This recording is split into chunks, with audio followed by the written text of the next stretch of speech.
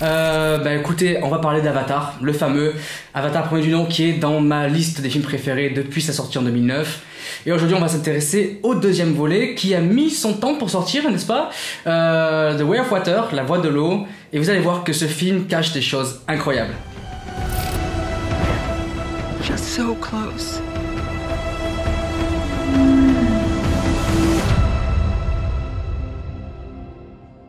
Cela fait maintenant un siècle que nous sommes habitués à regarder des films en 24 images par seconde.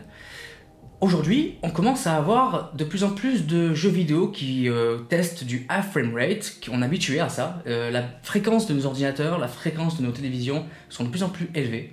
On arrive des fois à des jeux qui sont à 240 images secondes. Pour un jeu, ça nous paraît agréable et normal. Sauf que l'œil du spectateur au cinéma a été habitué à se manger ces images en 24 images par seconde. Pour une raison simple, c'est qu'à la base le cinéma était filmé en pellicule. Donc la pellicule proposait 24 images par seconde.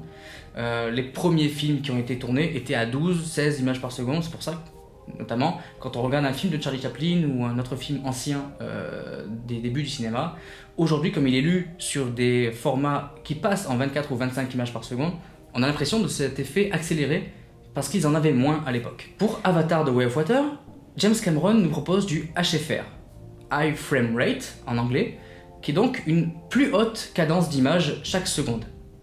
Le premier qui nous a proposé ça, c'était notre cher Peter Jackson avec sa trilogie du Hobbit, qui avait fait ces 3 films en 48 images par seconde.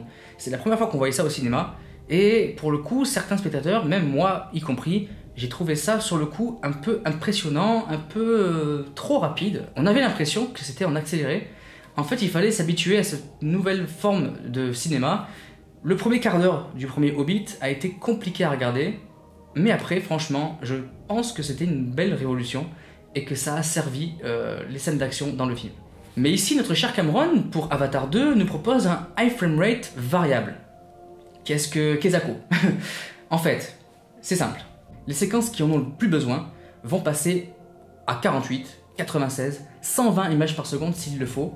Tandis que les scènes de champ contre champ, lorsque l'action se pose, lorsque les personnages vont avoir des échanges calmes, qui n'ont pas besoin donc d'être aussi rapides, repasseront donc à 24 images par seconde. Ça veut dire que pendant 3h12, on switch entre 24, 48, 96, 120 images par seconde, mais d'une façon très agréable parce que ça s'y prête en fonction de ce qui se passe, en fonction de l'action, en fonction de ce qu'on a besoin de voir et de ressentir et aux mouvements qui nous sont présentés. Et il ne faut pas oublier que le film est tourné en 3D. Il a été conçu de cette manière-là. Le premier film en 2009, Avatar, a aussi amené avec lui cette technologie de la stéréoscopie, 2 caméras qui filment avec une intervalle entre elles régulière, calculée sur les yeux humains, la distance du coup des yeux humains.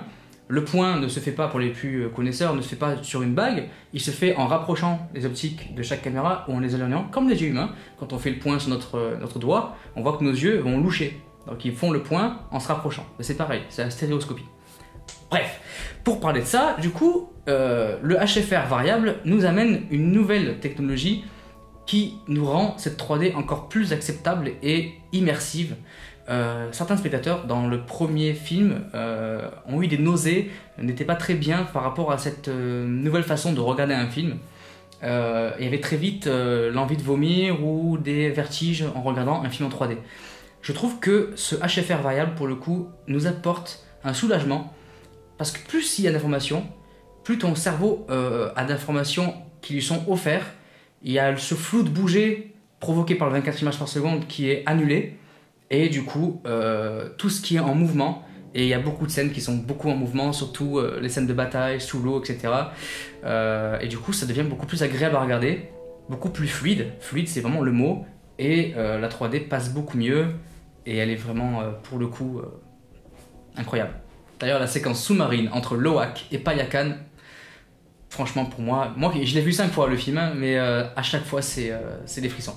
Cette 3D stéréoscopique elle n'a pas été inventée par Cameron, mais ils ont dû trouver un moyen avec son ami ingénieur Pass. Ils ont créé une caméra exprès pour filmer Avatar 1, qui s'appelait la caméra Fusion. Et du coup, c'était avec un effet de miroir, c'est-à-dire une caméra qui est positionnée à la verticale, une caméra positionnée à l'horizontale, séparée d'un miroir et séparées l'une de l'autre d'une distance du coup des yeux humains, un angle précis.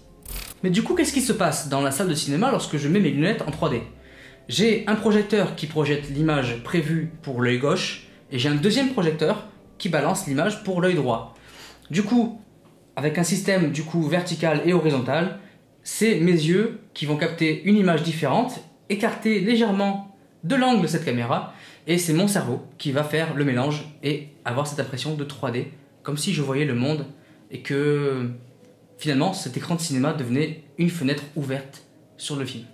Avatar, premier du nom, est toujours premier du box-office mondial, en avoisinant les 3 milliards de dollars de recettes, c'est quand même incroyable. En deuxième position, on retrouve Avengers Endgame, et en troisième position, c'est placé très vite Avatar The Way of Water. Sur les 4 films qui sont dans le top du box-office mondial de tous les temps, se trouvent 3 films réalisés par James Cameron. C'est quand même assez incroyable, il faut le dire. Et nous commençons de plus en plus à entendre parler d'Avatar 3. On irait peut-être beaucoup plus loin dans Pandora pour découvrir un troisième peuple Na'vi qui serait cette fois des antagonistes et qui se ferait appeler le peuple des cendres. Avoir à l'écran des Na'vi méchants, pour une fois, c'est un arc qui n'a pas encore été exploré, et c'est aussi ce pourquoi James Cameron a été beaucoup critiqué de mettre l'humain un peu trop comme la principale menace et les Na'vi tout beaux, tout roses. Franchement, je pense qu'on n'est pas prêt pour ce qui va suivre.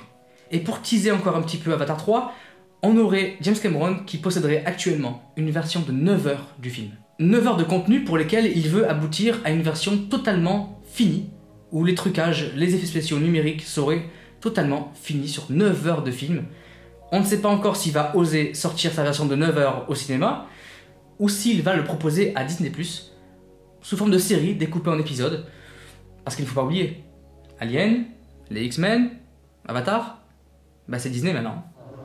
And there are new characters. There's one especially we think you're gonna love, or maybe I should say love to hate. C'était vraiment un plaisir d'en parler, il y a plein de choses à dire. J'espère que ça vous a plu. Ciao ciao!